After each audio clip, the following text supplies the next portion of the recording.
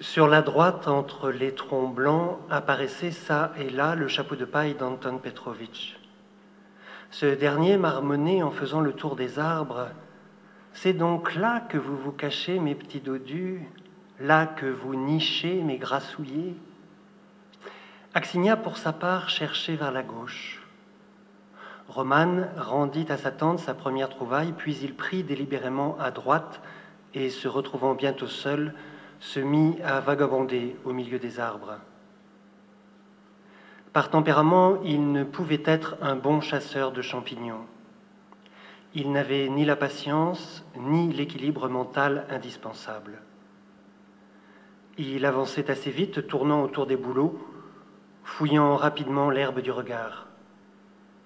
Cette fois, il n'eut pas le temps d'entrer dans le rôle qu'un véritable gisement de cèpes apparut devant lui. Il s'accroupit. Ils avaient poussé pratiquement à découvert au milieu d'une herbe rare, couchée. Une adorable petite famille. Le père, robuste, trapu, une feuille sèche de bouleau à son chapeau. La mère à ses côtés, inclinée en une révérence. Et autour d'eux, 1, 2, 3, 4. Roman comptait leurs enfants, gros ventre et tête solide, et ses lèvres s'étiraient en un sourire.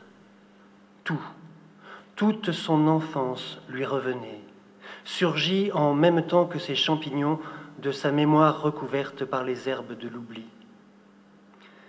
Il revoyait le jour où, gamin bouclé de 10 ans, il s'était égaré à la trouée et était brusquement tombé sur une clairière de cèpes. Cela paraissait si invraisemblable qu'il les avait d'abord pris pour des ammanites. Puis il s'était approché et avait compris qu'il se trouvait vraiment au royaume des Bollés. La clairière était entourée d'une vieille forêt de feuillus et des centaines de cèpes y poussaient. Roman alors avait eu peur d'avancer. Partout pointaient leurs petites têtes marron et il craignait de les piétiner. Il était demeuré longtemps figé à contempler, envoûté, la clairière. S'était ensuite débarrassé des girolles rousses qu'il ramassait auparavant pour s'attaquer à sa trouvaille. Il arrachait les cèpes à pleines mains, les déposait dans son panier, se frayant ainsi un chemin à travers la clairière.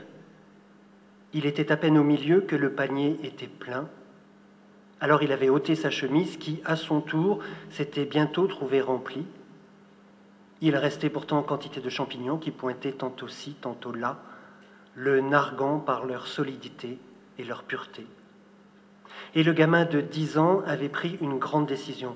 Il avait retourné sa chemise, les cèpes étaient tombés au milieu de la clairière, et il s'était mis à cueillir les autres, les ajoutant au tas. La petite montagne grossissait. Roman avait l'impression qu'il ne cesserait jamais son va-et-vient, ce qui ne l'empêchait pas, tel un possédé, de continuer sa folle cueillette.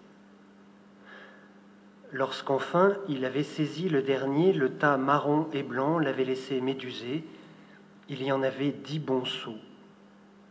Roman avait récupéré son panier et courut au bout de la trouée en s'efforçant de se remémorer le chemin. Il galopait et criait dans l'espoir que les petits va-nu-pieds de la roide combe, avec lesquels il était allé aux champignons et dont son allure trop rapide pour un cueilleur l'avait heureusement éloigné, l'entendraient. Mais nul ne lui répondit. Les gamins n'étaient pas dans les parages. Pour finir, le petit Romain avait gagné la lisière et réussi à les faire venir par ses appels prolongés. Il leur avait montré ce qu'il rapportait et ils avaient passé la journée jusqu'au soir à sillonner la trouée à la recherche de la clairière magique. Or, la forêt l'avait à jamais scellée aux yeux des hommes. Par la suite, Roman avait souvent revu en rêve la petite montagne blanche et marron. D'ordinaire, dans son sommeil, il s'y rendait de nuit, à travers la forêt enténébrée. Il la retrouvait et demeurait longtemps figé au-dessus de l'amas qu'argentait la lune. Tout cela a vraiment eu lieu, songeait Roman en arrachant un champignon qu'il tint un moment dans sa paume. C'étaient les mêmes cèpes et la même forêt, la même herbe, le même air. Qu'y a-t-il de changé? Moi? Cependant, j'éprouve aujourd'hui les mêmes sentiments qu'il y a 20 ans. Je perçois pourtant une différence, mais laquelle? Pourquoi mon cœur se serre-t-il? Pourquoi suis-je si triste? Parce que cela ne reviendra plus? Autre chose adviendra, tant d'autres choses joyeuses, inattendues, nouvelles. Pourquoi regrettons-nous le moindre instant enfoui? Parce que, au grand jamais, je ne serai plus ce gamin de 10 ans, que le monde n'aura plus autant d'attrait pour moi, et surtout qu'il ne sera plus un champ d'exploration sans fin. Nous n'avons pas la nostalgie de nos corps juvéniles.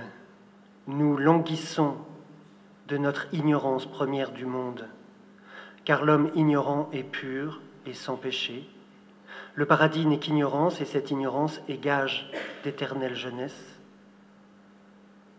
Roman arracha le plus gros des champignons qu'il mit dans son panier et, ouvrant son couteau de poche, trancha délicatement les autres membres de la famille. Non loin de là, un coucou se fit entendre. « Voyons voir. Combien de temps m'accordes-tu » interrogea mentalement Roman, qui entreprit de compter à voix haute. 1, 2, 3, 4, 5, 6. Le coucou se tut.